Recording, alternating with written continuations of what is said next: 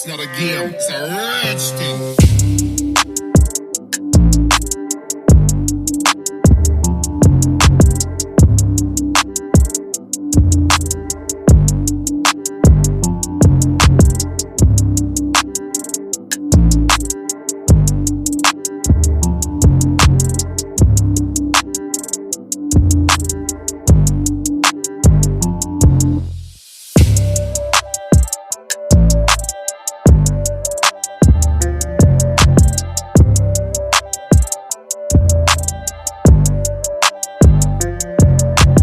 Where do I even begin?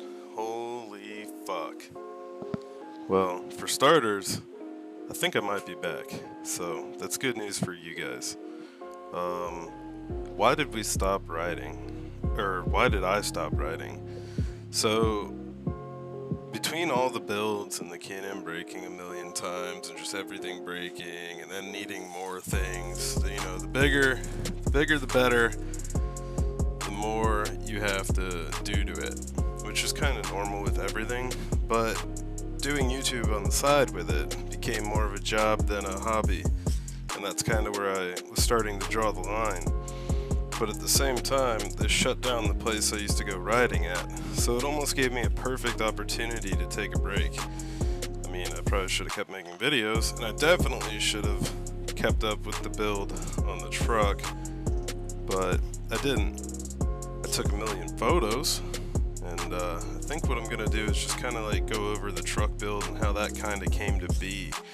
So basically, a buddy of mine, Skylar, started building a race truck, or if you want to call it that. It was a 6-liter that the bottom end had some issues, so he started rebuilding it, and then the shit talking started, and I had the 4.8. I was kind of outmatched, but you know, I figured whatever, I'll throw a cam in it, do valve springs and whatnot, and you know, rev it up a little bit higher and see what it can do, and throw headers on it and everything.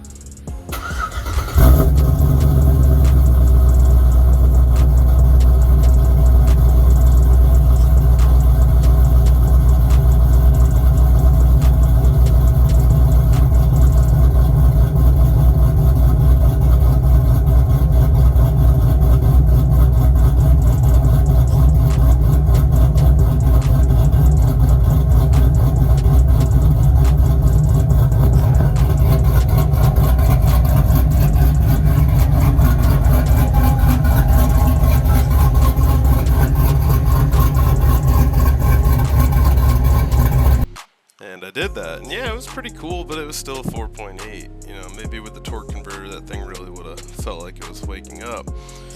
And then I thought about nitrous, and I was like, I can go this nitrous route, but it just didn't work out. I tried to buy 3 different kits on Facebook from people, like literally paid and everything, 3 different people, and they just didn't pan out. One dude didn't ship it, so I got my money back.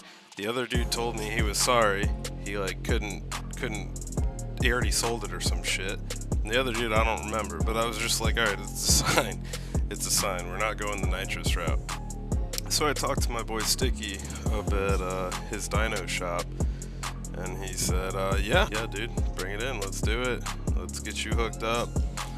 And yeah, he gave me the recipe. I went and got everything and did all the work. That's just kind of how I've always been. I've always done all my work. It's just how I am. And I knew that the 4L60 wouldn't be able to handle the power, so I bought a 4L80 with a transfer case, because it's 4x4. It's the good transfer case, thankfully. But it's electric and I'm manual, so I'm going to have to figure out how to convert that. But that's for another time down the road. So, yeah, you know, I've been beating the ever-living piss out of this 4L60, and it's just taking it like a champ. And I think a lot of it has to do with the lower temperatures on the tranny. I have a big tranny cooler, and it definitely keeps the temperatures way lower than they would normally be. Like, a lot lower, so that's good. And that thing's hanging in there, so what I did recently was I bought a beater, because the truck, between like getting it tuned and having a vacuum leak, not knowing I had a vacuum leak, and barely being able to drive it to work, I was like, alright, this is not going to work. I need to secure a daily driver beater so I can turn this truck the fuck up. So what I did was I bought me a beater and fixed it up, and then today, of all days, I'm gonna go and register and insure it, and yeah, be able to turn the truck up.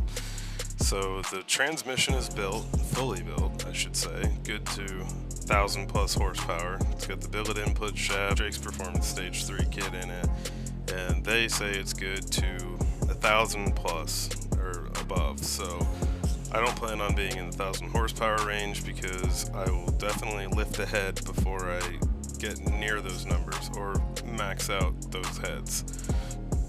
Either way, I plan on being in the 700, 800 horsepower range. So while I'm waiting, saving up to buy a good torque converter for the 4L80, I'm gonna put the truck back on E85 and turn the boost up and see what the 4L60 can actually handle when it has good temperatures, keeping the RPMs around 6,000 at maybe 6,200 just to see what we can achieve on the dyno if we get limited by that, if it's still making power. And on E85, which is like around here 60% ethanol, not actual ethanol race fuel, but good enough. That's all we're gonna need. And yeah, we're gonna put the aggressive timing back in it, not too crazy. Turn the boost up, we'll see how high we go. I'm thinking I got a number around like 16, 17 in my head. And yeah, we'll see what we can achieve with the 4L60. So far, the way the truck is riding around right now is it's around like 500 something horsepower. When it was on E85, it was around 520. It dynoed 560, told him to turn it down, so he turned it down, and we're sitting around like 520. Super conservative timing, and 10 psi boost, 10 pounds boost. So yeah, a lot has happened. This happened in a very short amount of time. This build has literally been just like 3 to 4 months. Super fast, and I've been daily driving it, so like everything I've done to it I've finished in a weekend and had it back on the road to drive to work and back. So it's been kind of an adventure. I think it's crazy to me that I'm looking at the photos of it in the driveway where I was building it, and I took a week off work to do the turbo build, and that was like the greatest vacation I could have had. I loved it. Looking at the photos makes me happy, thinking about how much fun it was doing it. And I don't know why. Some people, you would think that I would hate it, but no, something about it, I just loved it. It was so much fun. Just all the custom work, the stainless steel downpipe, which is actually like an up pipe because it goes through the hood. I loved fabricating it, grinding and welding with a flux core welder. I wish I had a TIG welder. It would have been so much nicer. But just the whole build was like a blast. So yeah, I think this is me officially saying I might be back. And stay tuned because we're going to do some cool stuff with this truck. We got quite a few friends that are building up their trucks. Chuck has his truck he's building, and it's pretty fucking stout, old carburetor. Skylar's building his 6.0. He's in a 2500. It's a really heavy truck, so he's limited by weight now, and his axles are really heavy duty, so he's been having a hard time getting the built 6.0 to do what he wants. So we'll see where he goes. He's apparently going to turbo it. We'll see what he does. And Chris has been taking the low and slow approach. He got him a beater that one day is going to be a race truck. He fell in love with the beater, and yeah, that's just kind of where everything's been at. I'm gonna just kind of throw in photos here as I go, and yeah.